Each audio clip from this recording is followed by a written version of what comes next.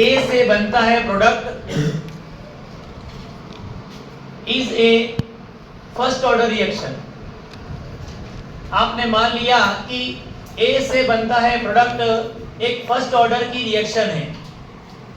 इस रिएक्शन में जब टाइम का मान 0 होगा उस समय इसका जो कॉन्सेंट्रेशन है वो कहलाता है इनिशियल कॉन्सेंट्रेशन।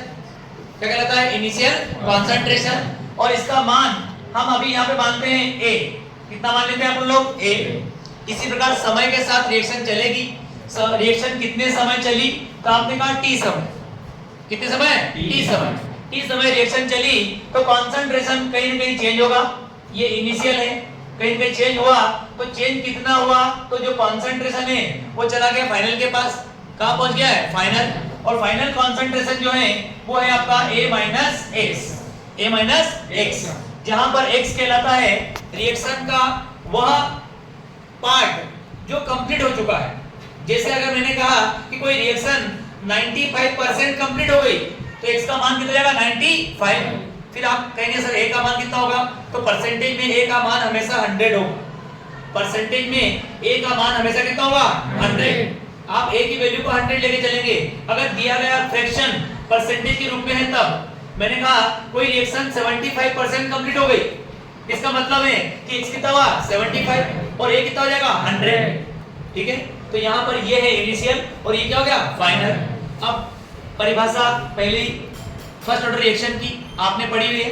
ऐसी रिएक्शन जिसका रेट भाग लेने वाले रिएक्टेंट के कॉन्सेंट्रेशन की पहली पावर के क्या होता है? डायरेक्टली प्रोपोर्शनल, उसे कहते हैं फर्स्ट ऑर्डर की रिएक्शन। उसे कहते हैं फर्स्ट ऑर्डर रिएक्शन।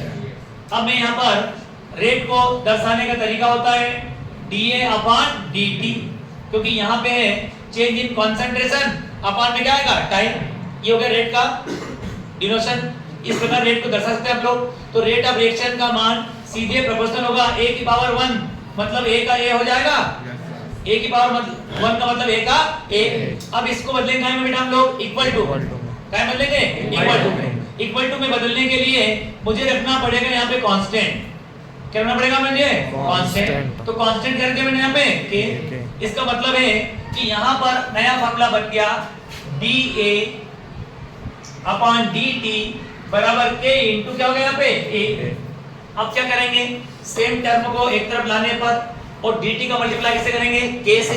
तो यहाँ पर dA के अपॉन में क्या आ गया बेटा आपका? A और ये हो जाएगा K इंटू dt। इसको देंगे क्वेश्चन नंबर 1। इस प्रकार आपने इसका इंटू इसमें कर दिया और ये इंटू में था इसको नीचे लेके आ। अब किसको हटाना है अपने को? D को। यहाँ पे हटाना किसको है? D को। D को हटाना है तो क्या करेंगे? इंटीग्रेशन। क्या करेंगे? इंटीग्रेशन। और इंटीग्रेशन के लिए एक फार्मूला आपको याद करना पड़ेगा dx अपॉन x बराबर होता है log x। Integration of dx upon x तो क्या होता है? log x। Integration of dx upon x बराबर क्या जाएगा? log x। तो यहाँ पर आपने लिखा integrate both side. Integrate both side, दोनों तरफ इंटीग्रेशन करने पर ये लगाया इंटीग्रेशन साइन आपने। यहाँ लिखा dA अपॉन में क्या आएगा आपका? A बराबर K कांस्टेंट है, कहां जाएगा? बाहर। इनटू क्या होगा बेटा आपका? dt। ये दिख रहा है dA upon A, dx upon x के रूप में। dA अपॉन A किस रूप में दिख रहा है?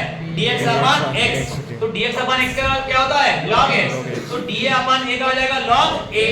तो यहां पर हो जाएगा log A। क्या बन गया? log A। वहां वेरिएबल x है और यहां वेरिएबल कौन है आपका? A बराबर ये d हट जाएगा, क्या बचेगा आपका? K into t। क्या रखेंगे? कांस्टेंट। क्या रख दिया अपन ने यहाँ पे? c रख दिया। ये बन गया क्वेश्चन नंबर आपका सेकंड। अब वही फंडा, किसका मान निकालना है? c का। सर के नाम के दो अक्षर हैं p और c। किसका मान निकालेंगे? c का। उपयोग करेंगे इसका? t का। t का मान क्या रखेंगे? 0। t का मान क्या रखेंगे? 0।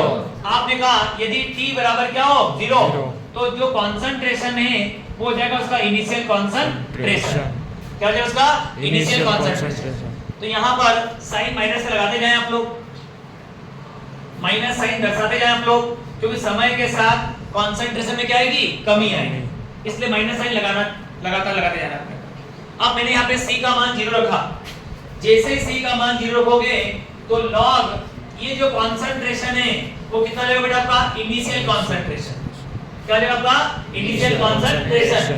टी अगर 0 है तो कॉन्सेंट्रेशन क्या रहेगा उसका इनिशियल कॉन्सेंट्रेशन हो जाएगा A0 बराबर K मल्टीप्लाई बाय क्या आएगा 0 बराबर क्या हो जाएगा आपका C। इसका मतलब C का मान आ गया यहाँ पे log माइनस में minus log A0। Equation number क्या बन गया बेटा आपका थर्ड। तुम C का मान कहाँ रखो इक्वेशन नंबर 2 में। कहाँ रखेंगे इक्वेशन नंबर 2 में। वापस रखते हैं यहाँ पे C का मान, ये प्लस है वहां पे क्या है माइनस, प्लस माइनस माइनस।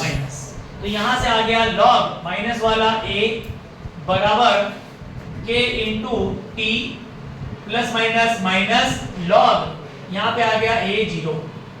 क्या गया आपका A0। अब करेंगे पक्षांतर, सेम टर्म को लाएंगे एक तरफ, A को लेके आएंगे A के पास, A को अगर A के पास लेके आते हैं तो ये काय में है माइनस में, इधर आए तो प्लस में, उधर काय में माइनस, इधर आए तो प्लस। ये हो जाएगा log A0 इनिशियल कॉन्सेंट्रेशन, फिर क्या है आपका माइनस log ये है फाइनल कॉन्सेंट्रेशन बराबर क्या हो गया K इंटू टी। तुम्हें मान किसका निकालना है K का। T कहाँ जाएगा डिवाइड, लेकिन T को डिवाइड में ले जाने के पहले log m minus log n, log m minus log n बराबर क्या होता है log m by n। क्या होता है log m by n। m का मान कितना है A0, n का मान कितना है A।